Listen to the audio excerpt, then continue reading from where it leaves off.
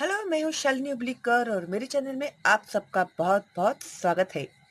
आज मैं एक्सप्लेन करने जा रही हूँ 8th स्टैंडर्ड के बच्चों के लिए साइंस का 11th लेसन है human body and organ system.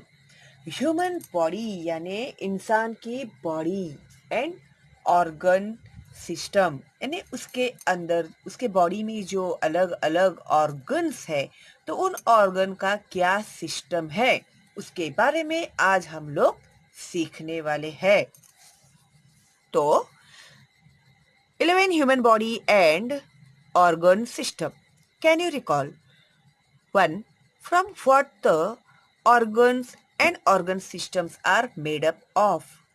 2. यानी organ किससे बने हैं और organ system क्यों बना हुआ है. Okay. 2.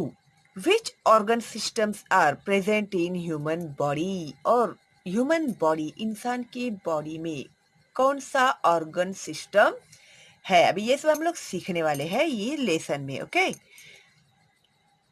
In the last class, we have studied some characters of living organisms, all the vital processes which are essential properties of living being are collectively called as a life process. What is life process? All the vital processes which are essential properties of living beings. तो जितने भी living beings है ना, उन लोगों को जिंदा रहने के लिए जो भी जितने भी वाइटल प्रोसेसेस है जो जरूरी है जिंदा रहने के लिए, इन सब को कहा जाता है life processes. Can you tell which process occur in our body during sound sleep? जब हम लोग बहुत ही डीप स्लीप में होते हैं तो अपने बॉडी में कौन सा प्रोसेस होता है. 2. Which life process occur continuously in our body? और कौन सा लाइफ प्रोसेस है जो अपने बॉडी में कंटिन्यू होते रहता है यानी नॉन स्टॉप होते ही रहता है. Okay. Different organs in our body are working in group so as the smoothly carry out various life processes. अभी different organs है हम लोगों की बॉडी में, है ना. कौन से organs है जरा बताएंगे तुम लोग मेरे को. हाथ है, पैर है, अपना मुंह है. ऑर्गन मीन्स अवयव बोलते हैं उसको मराठी में. ओके. तो ये जो भी अपने ऑर्गन्स है ना, चाहे वो इंटरनल ऑर्गन हो यानी बॉडी के अंदर के हो या बाहर के हो, तो वो एक यूनिटी में काम करते हैं. अगर आपने कुछ डिसाइड किया कि हमें खाना है, तो खाना हाथ में लेकर आप मुंह में ही डालते हो ना. क्या कान में डालते हो, आंख में डालते हो, क्या नाक में डालते हो, क्या नहीं. हाथ अपना सीधा कहाँ पर जाता है, मुंह में ही जाता है. अगर लाइट गया है, अंधेरे में है तुम लोग, तो भी खाना तुम लोग बराबर मुंह में ही डालते हैं ना. तो ये कब पॉसिबल होता है, फिर वो मुंह चबाता है, फिर वो पेट में जाता है, फिर वो डाइजेशन होता है, फिर वो पूरा डाइजेस्टिव सिस्टम का प्रोसेस होता है, फिर वो तो जो भी हम लोग काम करते हैं, जो भी हम लोग क्रिया करते हैं, ये जो हमारे बॉडी के ऑर्गन है, ये सब कुल मिलाकर जब सही ढंग से काम करते हैं ना, ग्रुप वर्क ऑफ ऑर्गन्स कहते हैं उसको, तब हम लोग का जो बॉडी है वो स्मूथली चलते रहता है. ठीक है. This life process take place in various steps. अभी ये जो लाइफ प्रोसेस है उसके अलग अलग स्टेप्स से वो होते रहता है. Specific organs carry out the specific steps. अभी एक पर्टिकुलर ऑर्गन है ना, वो एक पर्टिकुलर स्टेप ही लेता है, कैरी आउट करता है. अभी जुबान है तो वो खाने का ही काम करेगा, हाथ है वो काम करेगा, पैर है वो चलने का दौड़ने का ही काम करेगा, है ना. तो हर ऑर्गन का एक स्पेसिफिक काम है. आंखों से हम लोग देखेंगे, कानों से हम लोग सुनेंगे, नाक से हम लोग स्मेल लेंगे या फिर सांस लेते तो है ही हम लोग. तो ये ऑर्गन है ना ऐसे तुम लोगों ने कभी सोचा है कि अरे चलो आज मैं नाक से नहीं, मैं कान से सांस लेता हूँ, नहीं आज मैं आंखों से सांस लेता हूँ, ऐसा हो सकता है क्या? नहीं। हर ऑर्गन का जो काम है वो फिक्स है, वो ऑर्गन वही काम करेगा। Okay, you can not change that. Now specific organ carry out the specific steps. Group of organs working together to perform a specific function is called as a organ system. Very, very important. What is organ system? Organ system यानी क्या है? Organ system यानी group of organs यानी सारे organs जो है body में के working together एक साथ काम करते हैं to perform a specific function. कुछ एक स्पेसिफिक काम करने के लिए। अभी आप लोग खाना पकाते हैं तो खाना पकाते समय हमारे कितने ऑर्गन लगते हैं काम करने के लिए? तो जो हम लोग काम करते हैं वो हिसाब से हमारे जो ऑर्गन होता है उनका हम लोग यूज करते हैं। ओके, तो ये जो सारे अपने ऑर्गन है ना, जो भी हम लोग काम करते हैं उसमें वो एक साथ परफॉर्म करते हैं, वो काम के हिसाब से उसे ही कहते हैं organ system. Various organ system like digestive यानी पचन क्रिया, खाना खाते हैं ना हम लोग, उसको डाइजेस्ट करने का काम करता है डाइजेस्टिव सिस्टम। रेस्पिरेटरी सिस्टम यानी श्वासोच्छ्वास, रेस्पिरेटरी यानी सांस लेना और छोड़ना, इसे कहते हैं रेस्पिरेटरी सिस्टम। सर्कुलेटरी सिस्टम यानी बॉडी में जो ब्लड सर्कुलेशन होते रहता है वो। नर्वस यानी नर्वस सिस्टम। एक्सक्रेटरी सिस्टम यानी जो अनवांटेड चीजें हैं जैसे पसीने के थ्रू, यूरिन के थ्रू, स्टूल के थ्रू यानी संडास के द्वारा हम लोग जो अनवांटेड है हमारी बॉडी में उसे हम लोग फेंक देते हैं बाहर, उसे कहते हैं excretory system.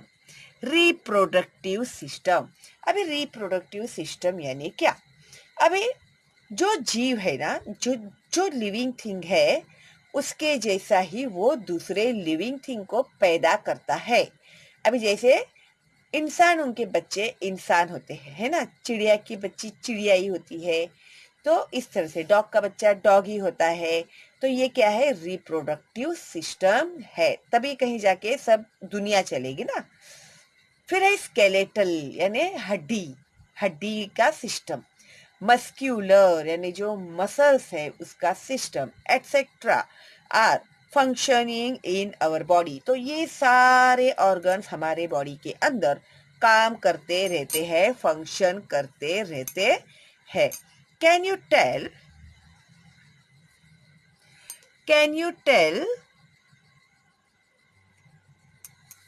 which different organs perform the function of breathing in the body of animals?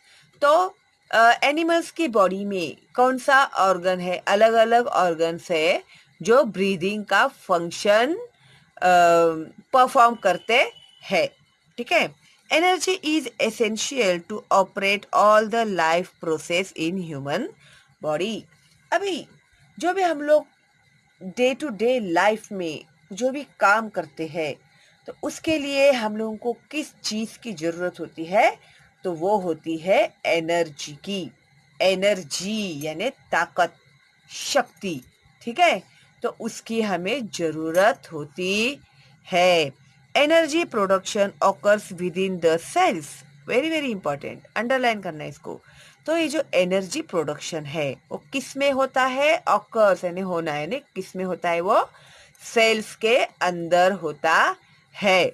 Sales need the supply of soluble nutrients. अभी जो सेल होते हैं ना उसे क्या जरूरत होती है? सप्लाई ऑफ सॉल्यूबल न्यूट्रिएंट्स, जो पूरे मिक्स हो गए रहते हैं ऐसे न्यूट्रिएंट्स का सप्लाई। एंड ऑक्सीजन जो हम लोग लेते हैं ना बॉडी में, वो फॉर दिस पर्पस। तो उसे सेल को क्या सप्लाई करना पड़ता है? Soluble nutrients and oxygen for this purpose. This supply takes place with the help of respiratory and circulatory system. तो ये सेल तक सप्लाई करने का काम कौन करता है? तो रेस्पिरेटरी सिस्टम, यानी श्वासोच्छ्वास, सांस लेना और छोड़ना। जब हम लोग सांस लेते हैं तो ऑक्सीजन लेते हैं, क्या नहीं? फिर वो जो ऑक्सीजन होता है वो बॉडी में किसके पास जाता है? वो सेल के पास जाता है। वो फंक्शन बहुत अलग है, बहुत डीप है उसका स्टडी, तो धीरे धीरे तुम लोग को मालूम पड़ेगा। ओके, अभी इसमें ये जो पॉइंट दिया है ना, अभी ये पॉइंट को समझने का कोशिश करो आप लोग। तो ये जो ऑक्सीजन हम लोग पहुंचाते हैं वो रेस्पिरेटरी सिस्टम से पहुंचाते हैं, और न्यूट्रिएंट्स जो पहुंचाते हैं वो सर्क्यूलेटरी सिस्टम में पहुंचाते हैं। अभी अपने बॉडी में जो वेन्स होते हैं ना, तो ये पूरे अपने बॉडी में खून सर्क्यूलेट होते रहता है ना, ठीक है? जो भी हम लोग खाते पीते हैं लास्ट में तो वो खून बनकर ही अपने बॉडी में दौड़ता है। ओके, तो सर्क्यूलेटरी सिस्टम का बहुत बड़ा रोल है अपने बॉडी के अंदर। Respiration is carried out through following 3 steps. अभी जो रेस्पिरेशन है, श्वासोच्छ्वास जो है, वो 3 स्टेप में कैरिड आउट होता है। तो ए है इंस्पिरेशन या इनहेलेशन।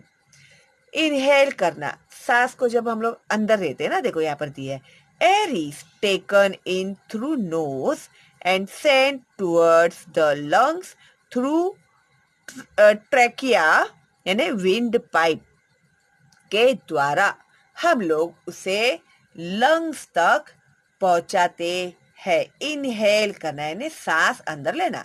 अभी आप लोग जोर से सांस अंदर लो, देखो लिया आपने, तो ऐसे आपके जो लंग्स है वो फूल गए ना, तो कहाँ गया वो आपका सांस? लंग्स के अंदर गया। अब किसके थ्रू गया वो? कौन लेके गया उसको अंदर? क्या नाम बताया है यहाँ पर? Trachea, correct. और उसको विंड पाइप भी बोलते हैं। तो उसके द्वारा एयर जो होता है वो हमारे लंग्स के अंदर जाता है। इतना समझ गया तुम लोग को? गुड। अभी पी है एक्सपीरेशन, यानी एक्सेलेशन, यानी सांस को बाहर छोड़ना। Oxygen from the inspired air goes into blood. अभी जो भी हम लोग ऑक्सीजन लेते हैं वो किस में जाता है? हमारे ब्लड में चला जाता है। ओके, फिर blood carries the carbon dioxide, CO2 का मालूम है ना तुम लोग को, carbon dioxide, from various parts of the body towards lungs. अभी जो हमारे शरीर के लिए जरूरी नहीं है कार्बन डाइऑक्साइड, तो उसे जो ब्लड होता है ना वो लंग्स में वापस भेज देता है। जब हम लोग एक्सेल करते हैं तो वो अनवांटेड कार्बन डाइऑक्साइड जो होता है वो लंग्स के द्वारा बाहर निकल जाता है। This air is given out by acceleration, यानी उच्छ्वास कहते हैं उसको, यानी सांस हम लोग बाहर छोड़ते हैं तभी शरीर के अंदर का जो कार्बन डाइऑक्साइड होता है उसे हम लोग बाहर छोड़ देते हैं, और बाहर का जो ऑक्सीजन होता है उसे हम लोग बॉडी के अंदर ले लेते हैं। ठीक है, इतना पक्का समझ गए तुम लोग? Very good, very smart students. अभी 2 इंटरनल रेस्पिरेशन, यानी रेस्पिरेशन जब हम लोग करते हैं तो इंटरनली वो किस तरह से फंक्शन करता है? Exchange of gases between cells and tissues fluid is called as internal respiration. Exchange of gases क्या करता है वो? Respiration यानी श्वास भी और उच्छ्वास भी, सांस लेना सांस छोड़ना, सांस लेना सांस छोड़ना, ये होता है रेस्पिरेशन। ठीक है, तो ये जो रेस्पिरेशन होता है इसमें हम लोग क्या करते हैं?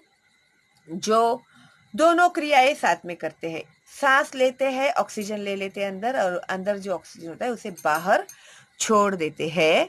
तो एक्सचेंज ऑफ गैसेस करते हैं। इसमें हम लोग क्या करते हैं? Exchange of gases. तो कौन से 2 गैस है जिसे हम लोग एक्सचेंज करते हैं? तो ऑक्सीजन जो है हम लोग लेते हैं और कार्बन डाइऑक्साइड जो है उसको छोड़ देते हैं। फिर ऑक्सीजन लेते हैं, फिर कार्बन डाइऑक्साइड छोड़ते हैं, फिर ऑक्सीजन छोड़ते हैं, फिर लेते हैं, फिर कार्बन डाइऑक्साइड छोड़ते हैं। ये कंटिन्यू, जितनी बार तुम लोग सांस लेते हैं उतनी बार ये काम चलते ही रहता है। ठीक है, तो एक्सचेंज ऑफ गैसेस होता है बिटवीन, किस में होता है, सेल्स एंड टिश्यूज में होता है, टिश्यू फ्लूइड्स में होता है, is called internal respiration. Oxygen moves from blood into tissues fluid and carbon dioxide moves from tissue fluid into blood. ठीक है ना, इधर से अंदर उधर से बाहर, ऑक्सीजन अंदर कार्बन डाइऑक्साइड बाहर. उसको अंदर बाहर करने का काम कौन करता है, टिश्यू फ्लूइड करता है. ठीक है. नाउ 2, यस ये हो गया ना इंटरनल रेस्पिरेशन. अभी हम लोग सीखेंगे 3, सेल्यूलर रेस्पिरेशन.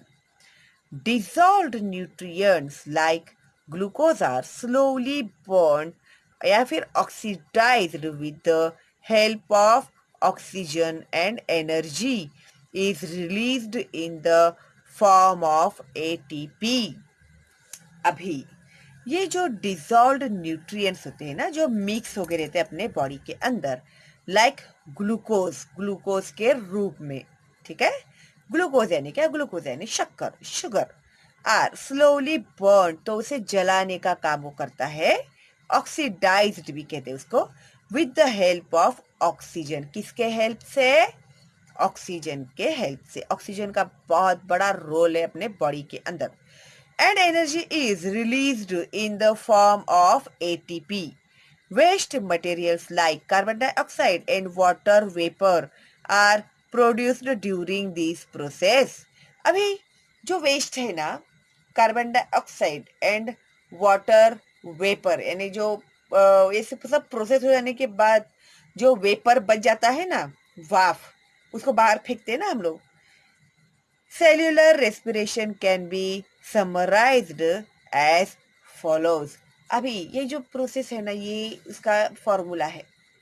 ठीक है, C6H12O6 plus 6O2, 6O2 plus 6H2O plus energy 38 ATP.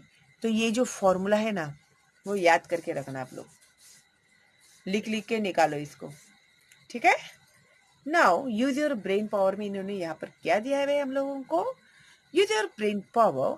How do you organise like amoeba, earthworm, cockroach, plants, various aquatic animals, birds respire, prepare a chart.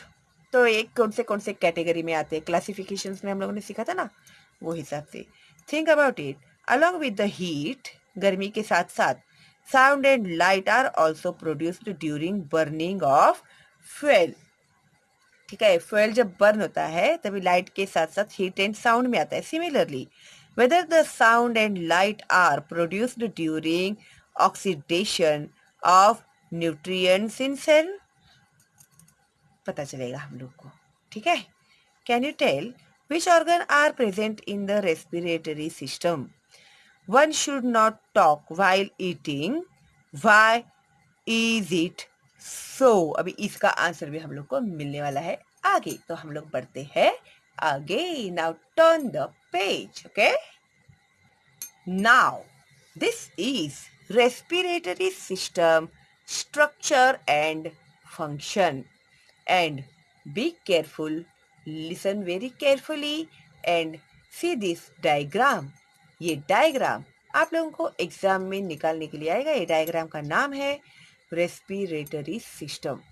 या फिर वो लोग डायग्राम देंगे आप लोग को और आपको नाम लिखने के लिए कहेंगे, तो वो भी लिखना पड़ सकता है. या फिर ऐसे भी हो सकता है, आपको सिर्फ बॉडी का डायग्राम निकाल कर देंगे और बोलेंगे कि उसके अंदर का जो ये है ना, ड्राइंग करो और उसके नेम लिखो. अभी हम लोगों को तो भाई पूरा निकालने के लिए ही कहते थे वो लोग, तो हम लोग निकालते थे और नाम भी लिखते थे. अभी तुम लोगों का क्या सिस्टम है, अभी वो तो टीचर ही तुम लोग को बताएगी. लेकिन ये डायग्राम आप लोग जरूर निकालना. ठीक है, तो पूरा पक्का बैठ जाएगा आपके दिमाग में. Respiratory system structure and function. 1, nose सबसे इंपॉर्टेंट है ना, नाक से ही सांस लेते हैं ना आप लोग. Respiratory system and respiration begins with nose. शुरुआत कहाँ से होती है, नाक से होती है. Okay. Then air is filtered with the help of hair and mucus present in the nose. अभी तुम लोगों ने देखा रहेगा ना, अभी नाक के अंदर बाल होते हैं हम लोगों के, है ना। अभी जो कोई बुजुर्ग होते हैं या एजेड होते हैं या अपने बड़े जो जेंट्स वगैरह होते हैं, तो तुम लोगों ने देखा रहेगा उन लोगों के जो नाक में से किसी किसी के नाक में से ना बाल ऐसे आए रहते हैं बाहर। तो ऐसा नहीं है कि वो उनके बाल दिखाई दे रहे करके उनके ही नाक में बाल है करके, तो हर एक के नाक के अंदर बाल होते ही है। तो ये बाल क्या करते हैं, जो बाहर से हम लोग जो एयर लेते हैं ना, एयर को वो लोग फिल्टर करते हैं with the help of hair. Okay, जो बाहर जो डस्ट होता है ना, गंदगी होती है ना, उसको वो नाक के अंदर हवा के साथ है ना जाने को नहीं देते हैं, उसको उधर ही अटका देते हैं, ठीक है। And mucus present in the nose, फिर वो जो नाक के अंदर जो आप लोग उंगली डाल डाल के निकालते रहते हैं ना ऐसे हिला हिला के, और छोटे बच्चों को मैंने इसे खाते हुए भी देखा है को या को, लेकिन ठीक है वो बच्चे हैं, उन लोग को क्या समझता है, पता है ना, उसको म्यूकस कहते हैं। ओके, तो वो जो तुम लोग नाक में उंगली डाल डाल के निकालते रहते हैं ना बाहर काला काला, वो जो डस्ट होता है ना, जो हेयर से जो जमा हो जाता है वहां पर, तो वो बढ़ते जाता है, ठीक है, वो होता है म्यूकस, ठीक है। उसको पता नहीं क्या बोलते हैं बाबा, हम लोग में तो उसको मेकुड़ बोलते हैं, तुम लोगों में क्या बोलते हैं मुझे पता नहीं। ओके, तो ठीक है, तो ये हो गया अपना नाक का काम। ओके, उसके बाद आता है फेरिंग्स। कहाँ पर दिखाई दे रहे भाई, यहाँ पर, और ये रहा फेरिंग्स है, यहाँ पर है, कहाँ पर है, यहाँ पर है। Okay, food pipe and wind pipe originate in the pharynx. देखो ये है अपना फूड पाइप, ये मुंह से जाता है फूड पाइप, हाँ, और ये है फेरिंग्स ऊपर से। तो दोनों का देखो कनेक्शन कैसा है ना, बहुत ही नजदीकी रिश्ता है। तो wind pipe is present in front of the food pipe, ये है फूड पाइप और ये है विंड पाइप, ठीक है। There is a lid at the beginning of windpipe, तो विंड पाइप के आगे क्या है, एक लीड है, एक ढक्कन के जैसा है। This lid closes the windpipe during passing of food into food pipe and thereby normally prevents the entry of food particles into wind pipe। अभी ये जो विंड पाइप जो है ना, तो उसके ऊपर एक लीड होता है, एक ढक्कन के जैसा होता है। जब हम लोग कुछ भी खाना खाते हैं तो वो खाना निगलते समय वो क्या करता है, वो जो विंड पाइप होता है ना, उसका जो रास्ता है उसको वो बंद कर देता है। क्यों, उसके कारण ये जो अन्न के दाने होते हैं ना, अन्न के कण, फूड पार्टिकल्स जो होते हैं, वो विंड पाइप के अंदर न जाए इसके लिए। Otherwise wind pipe remains open, या इसके अलावा विंड पाइप जो होता है वो हमेशा ओपन ही रहता है। जब हम लोग खाते हैं ना कुछ भी, तभी ही वो बंद होता है, ठीक है। Hence air passes through pharynx into wind pipe, हाँ, तो उसमें से वो एयर पास होते ही रहता है। अभी wind pipe is swollen at the beginning due to the sound box wind pipe bifur,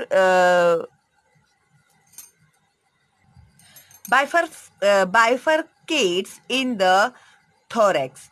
One branch enters the right lung and the other into the left lung। अब ये जो विंड पाइप है ना, देखो यहाँ पर तुम लोगों को स्वोलन यहाँ पर तुम लोगों को देखो स्वोलन दिखाई दे रहा है ना, फूला हुआ दिखाई देता है, वो स्वर यंत्र है। तो इसके आगे जाने के बाद वो 2 पार्ट में डिवाइड हो गया है, दिखाई दे रहा है आप लोगों को।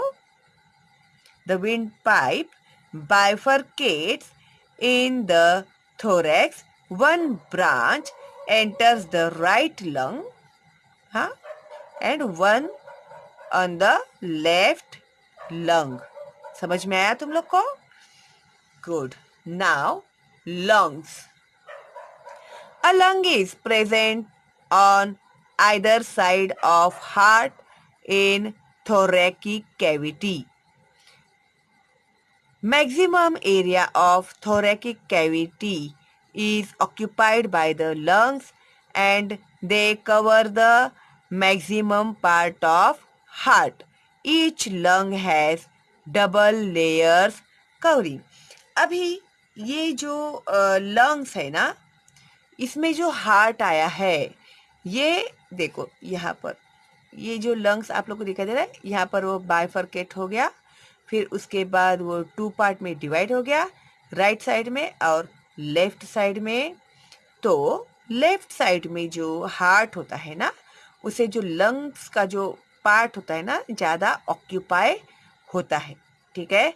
और ये जो लंग्स होते हैं उसके ऊपर 2 लेयर्स होते हैं और उन लेयर को क्या कहते हैं? Cover the maximum part. Each lung has double layer covering. It is called as pleura. क्या कहते हैं उसको? प्लूरा कहते हैं. इधर लिखा हुआ है, इधर डायग्राम है. कैसे दिखाऊं मैं तुम लोगों को? Lungs are elastic like a sponge. अब ये जो लंग्स होते हैं ना, लंग्स कैसे होते हैं? एक इलास्टिक के जैसे, स्ट्रेचेबल भी होते हैं और स्पंज के जैसे होते हैं. स्पंज मालूम है ना, दबाएंगे तो दबता है, फिर खोलेंगे तो खुल जाता है, ऐसे होते हैं, फ्लेक्सिबल होते हैं. ओके. तो lungs are made up of many small compartments. तो लंग्स में बहुत छोटे छोटे कंपार्टमेंट्स होते हैं, विभाग होते हैं, कॉल्ड अल्वियोली. तो उसे क्या कहते हैं? अल्वियोली कहते हैं. ये देखो यहाँ पर दिखाया है ना आप लोगों को डिटेल में, जानबूझ के उन लोगों ने बड़ा करके दिखाया है. यहाँ पर बहुत, यानी वो बहुत छोटे होते, बहुत छोटे होते, इधर पॉइंट पे होते हैं वो. ठीक है. तो ये है अल्वियोली. नाम याद रखो भाई तुम लोग. नाम नहीं याद रखोगे और स्पेलिंग नहीं लिखोगे ना, तो अल्वियोली का अल्वोइली, इल्वोइली, अल्वोइली करोगे तो फिर गए काम से. ठीक है. इसके लिए स्पेलिंग्स याद करो तुम लोग. Rich network of capillaries is present around each alveolus. Walls of alveoli and capillaries are extremely thin. Alveolis और capillaries के जो बीच में एक बहुत ही thin दीवार होती है. Gaseous exchange can easily take place across these thin walls. ये जो गैस एक्सचेंज होता है ना, वो काम इन थिन वॉल्स में इजीली हो जाता है. As large number of alveoli is present in lungs. और लंग्स के अंदर ऐसे बहुत सारे एल्वियोलीज रहते हैं. Large numbers are alveolis are there in our lungs. Okay. Larger surface is available for gaseous exchange. और ये जो गैस एक्सचेंज होने के लिए, एक्सचेंज यानी क्या एक्सचेंज होता है बोलो? ऑक्सीजन अंदर आता है और कार्बन डाइऑक्साइड जो होता है उसे बाहर फेंक दिया जाता है. तो इसका वो जो पृष्ठ भाग होता है ना, वो ये होता है, विस्तृत बोलते हैं उसको, बड़ा होता है. ओके. उसके लिए एक्सचेंज करने के लिए. और ये जरा डायग्राम है ना एल्वियोली का, आप लोग थोड़ा केयरफुली देखेंगे तो आप लोगों को उसमें का जो डिटेल है ना, ये देखो, ये देखो यहाँ पर बराबर से दिखाई देगा. ये देखो, दिख रहे जाले कितने थिन है वो, इतने ये होते हैं इसमें. ये जो इधर दिखा है तुम लोग को, देखो इधर एंड में है ना, ये होते हैं. तो तुम लोग सोचो वो कितने छोटे रहेंगे, और ये जो जाले जो दिखाए है वो कितने थिन रहेंगे. लेकिन इनका जो काम रहता है ना वो बहुत बड़ा होता है भाई। सो इसकी वजह से तो हम लोगों को ये सांस की बीमारियों से वो बचाता है। ओके, इतना भी तुम लोग को समझ में आ गया है, ठीक है।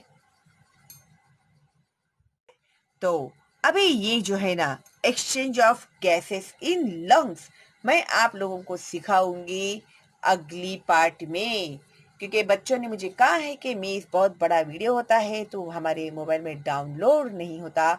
तो इसके लिए उन्होंने मुझे कहा है कि आप पार्ट्स में बनाइए लेकिन थोड़े छोटे वीडियो बनाएंगे, ठीक तो अच्छा होगा करके। तो आप लोगों के लिए मैं बना रही हूँ पार्ट 1 ये वाला, और जो पार्ट 2 है ये मैं आप लोगों के लिए अपलोड करती हूँ कल, ठीक है। तब तक आप लोग पार्ट 1 जो है अच्छे से समझ लीजिएगा। उसके जो स्पेलिंग्स है थोड़े डिफिकल्ट है, थोड़े कॉम्प्लिकेटेड भी है। तो अच्छे से मैंने जैसे भाला है आप लोगों को, मैंने जैसे कहा है कि आप लोग ये डायग्राम निकालोगे, और है ना कोई भी मुझे रीजन नहीं देने वाला है कि हम लोग को ड्राइंग ही नहीं आता, हम लोगों को वो ही नहीं, हम लोग को समझता ही नहीं है। तो जो जो लोग है ना, बच्चे लोग जिन लोग को समझता नहीं है ना, तो वो लोग मुझे प्लीज कमेंट बॉक्स में लिखना कि क्यों ड्राइंग नहीं आता है आप लोग को। तो आप लोग को किस तरह से ड्राइंग निकालना है ना वो मैं बताती हूँ कल, ठीक है। तो अगर एग्जाम में बोलेंगे तो आपके लिखने आने वाले से कि टीचर सॉरी हम लोग को ड्राइंग निकालने नहीं आता। अरे 5 मार्क का होता है वो आंसर, ऐसे नहीं चलेगा। आता नहीं है ये वर्ड तो आप लोग ना डिक्शनरी से निकाल कर फेंक दो आपके। और जिसको भी प्रॉब्लम है, नहीं समझ में आ रहा है किस तरह से निकालना है, तो वो लोग मुझे कमेंट बॉक्स में बोलोगे तो मैं आप लोग को बता दी हूँ कि किस तरह से वो ड्राइंग निकाली जाती है इजी वे में। ओके, तो चलो फिर मिलते हैं अगली वीडियो में। तब तक के लिए अच्छे से पढ़ाई करना, सब रिवीजन करके रखना, ड्राइंग निकाल के रखना, नाम सब याद करके रखना विथ स्पेलिंग्स, ठीक है। तो मिलते हैं अगली वीडियो में। और आप लोगों ने तो लाइक नहीं किया है तो अभी लाइक कर दो, ठीक है। आप लेकिन लाइक्स बहुत कम होते जा रहे हैं, देखो फिर मैं नाराज हो जाऊंगी तुम लोगों से, नहीं चलेगा ना। तो फटाफट लाइक करो और फॉरवर्ड करना मेरे चैनल का लिंक अपने दोस्तों को और रिलेटिव्स को, ताकि उन बच्चों का भी फायदा हो। अपना जो मिशन है ना एजुकेट इंडिया का, तो उसे हम लोगों को पूरा करना है। उसके लिए जल्दी जल्दी फॉरवर्ड करो और 1 मिलियन सब्सक्राइबर्स करो फटाफट, ठीक है। चलो फिर मिलते हैं अगली वीडियो में, तब तक के लिए bye bye, all the best.